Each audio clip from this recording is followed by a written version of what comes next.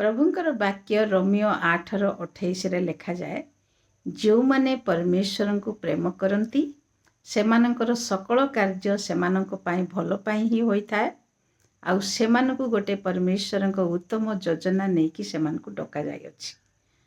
ଆଉ ଯେଉଁମାନେ ପରମେଶ୍ୱରଙ୍କୁ ଭଲ ପାଆନ୍ତି ସେମାନଙ୍କର ଜୀବନରେ ପରମେଶ୍ୱର ଗୋଟେ ବହୁତ ଉତ୍ତମ ଯୋଜନା ଥାଏ। ଆଉ ସେ ଯୋଜନା ଥିବା ସତ୍ତ୍ୱେ ସେମାନଙ୍କ ଜୀବନରେ ବହୁତ ଦୁଃଖ କଷ୍ଟ ଆସିଥାଏ। ଆଉ ବହୁତ କିଛି ସଂଘର୍ଷ କରିକି ସେମାନଙ୍କୁ ଯିବାକୁ ପଡ଼ିଥାଏ। ଯଦି ପରମେଶ୍ୱର ତାଙ୍କର ଉତ୍ତମ ଯୋଜନା ନେଇକି ପରମେଶ୍ୱରଙ୍କୁ ଭଲ ପାଇବା ଲୋକମାନଙ୍କୁ ଯଦି ମନୋନୀତ କରିଅଛନ୍ତି, ତାହେଲେ ଏତେ ସଂଘର୍ଷର ସାମ୍ନା ସେମାନଙ୍କୁ କାହିଁକି କରିବାକୁ ପଡ଼ିଥାଏ?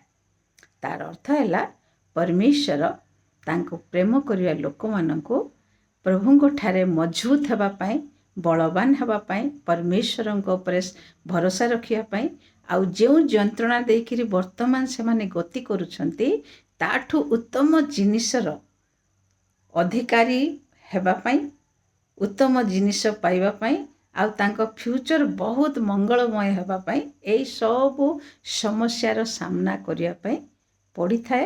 ଆଉ ପରମେଶ୍ୱର ସେଇ ସବୁ ଦେଖିଥାନ୍ତି, ସେଇ ସବୁ ଜାଣିଥାନ୍ତି, କିନ୍ତୁ ଯାହା ବି ସେ କରୁଛନ୍ତି ସବୁ କିଛି ତାଙ୍କର ଉତ୍ତମ ଯୋଜନା ଅନୁସାରେ କରୁଛନ୍ତି। ତେଣୁକରି ଯେତେବେଳେ ଆମେମାନେ କଷ୍ଟ ୟା ଯନ୍ତ୍ରଣା ୟା କୌଣସି ମୁସ୍କିଲ ଦେଇକି ଆମେ ଯାଉଛୁ, ସେତେବେଳେ ଆମେ କ୍ୱେଶ୍ଚିନ୍ କରିବା ଦରକାର ନାହିଁ ପ୍ରଭୁଙ୍କୁ, କିନ୍ତୁ ଆମେ ବିଶ୍ୱାସ କରିବାକୁ ପଡ଼ିବ ଯେ ଆମେ ପରମେଶ୍ୱରଙ୍କୁ ଭଲ ପାଉଛୁ। ଆଉ ପରମେଶ୍ୱର ଯେଉଁ ଗତିରେ ଆମ୍ଭମାନଙ୍କୁ ନେଇକି ଯାଉଛନ୍ତି ସେ କେବେ ମଧ୍ୟ ଆମମାନଙ୍କୁ ନାଶ ହେବାକୁ ଦେବେନି, କିନ୍ତୁ ଏଇ ଗତିରୁ ଆମ୍ଭମାନଙ୍କୁ ସେ ଉଦ୍ଧାର କରିବେ। ଆଉ ନିଶ୍ଚିତ ଭାବରେ ତାଙ୍କର ମଙ୍ଗଳ ଦୟା ଆମ୍ଭମାନଙ୍କ ସହିତ ଜୀବନ ସାରା ରହିବ। ହାଲେଲୁୟା। ଆଉ ଯେଉଁ ପରମେଶ୍ୱର କହିଛନ୍ତି ମୋତେ ଭଲ ପାଇବା ଲୋକମାନଙ୍କୁ ଯାହା କିଛି ହୁଏ ତାଙ୍କର ମଙ୍ଗଳ ସକାଶେ ହୁଏ, ତାହେଲେ ସେଇଟା ନିଶ୍ଚୟ ଆମର ମଙ୍ଗଳ ସକାଶେ ହିଁ ହୋଇଥାଏ। ବେଳେବେଳେ ଆମମାନଙ୍କୁ ଚିନ୍ତା ଲାଗିଥାଏ, ବେଳେବେଳେ ଆମମାନଙ୍କୁ କଷ୍ଟ ଲାଗିଥାଏ, ବେଳେବେଳେ ଆମମାନଙ୍କୁ ଦୁଃଖ ଲାଗିଥାଏ, ବେଳେବେଳେ ଆମେ କ୍ୱେଶ୍ଚିନ୍ କରିଥାଉ, ବେଳେବେଳେ ସେଇ ସମସ୍ୟାକୁ ଆମେ ଭଲ ପାଇନଥାଉ, କିନ୍ତୁ ଏଇ ଯାହା କିଛି ବି ଆମ ଜୀବନରେ ହୁଏ ପରମେଶ୍ୱରଙ୍କର ଯୋଜନା ଥାଏ।